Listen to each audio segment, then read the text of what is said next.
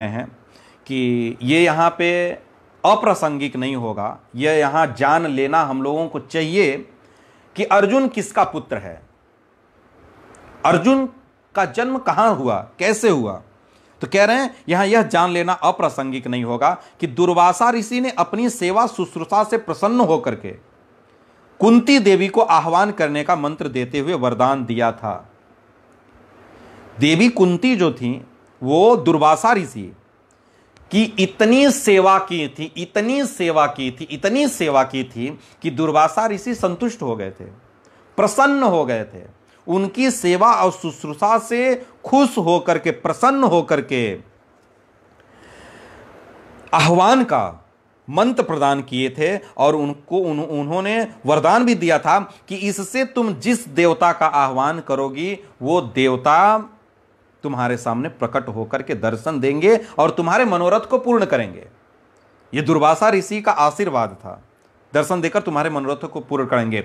महाराज पांडु के आदेश से कुंती ने उस मंत्र से, देखिए ये कुंती तो पहले ही भगवान सूर्य का आह्वान कर ली थी युवावस्था में ही, शादी से पहले, जो कि कर्ण पैदा हुआ था।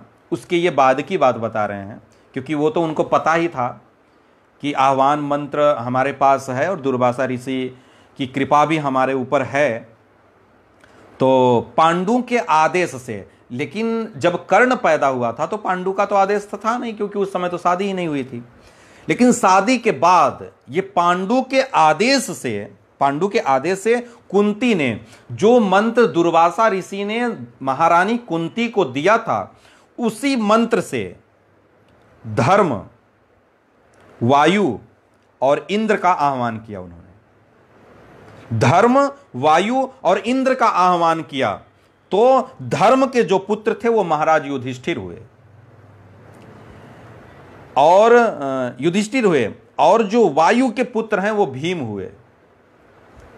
और इंद्र का आह्वान की थी तो इंद्र के पुत्र हुए अर्जुन। अर्जुन जो थे वो इंद्र के पुत्र थे। तो इन तीनों देवताओं का देवी कुंती ने आह्वान किया था महाराज पांडु के आदेश पर। महाराज पांडु का आदेश लेकर देवी कुंती ने इन तीन देवताओं का आह्वान किया, धर्म, वायु और इंद्र। तो इन तीनों के पुत्र हुए क्रमशः युधिष्ठिर, भीम और अर्जुन का जन्म हुआ। तो कह रहे हैं पांडु की एक और पत्नी थी, दूसरी पत्नी थी जिनका नाम माद्री था। तो माद्री के गर्भ से दोनों अश्विनी कुमारों के द्वारा नकुल और सहदेव का जन्म हुआ था। तो ये जो नकुल और सहदेव हैं ये माद्री के पुत्र थे और युधिष्ठिर, भीम और अर्जुन ये जो थे ये देवी कुंती के पुत्र थे। तो इस तरीके से पांचों पांडवों का जन्म हुआ था। क्योंकि यहां पे एक चीज और क्लियर कर दें, क्योंकि ये धर्मपूर्वक आह्वान किया गया था, धर्मपूर्वक आह्वान किया गया था। पति के आदेश को पा करके महारानी कुंती ने आदेश किया था, आह्वान किया था।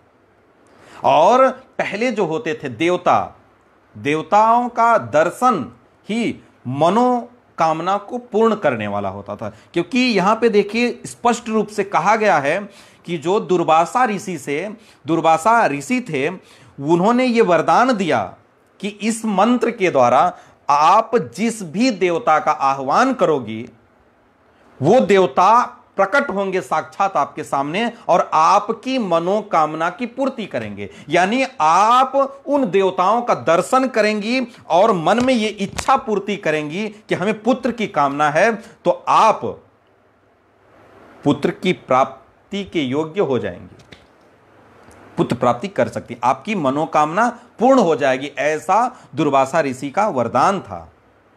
उसी वरदान के चलते ये तीनों देव उपस्थित हुए और उपस्थित होने के कारण महारानी कुंती के गर्भ से युधिष्ठिर, भीम और अर्जुन का जन्म हुआ था। तो ये थी पांचों पांडवों की कथा कि पांचों पांडव कैसे जन्म ग्रहण किए थे।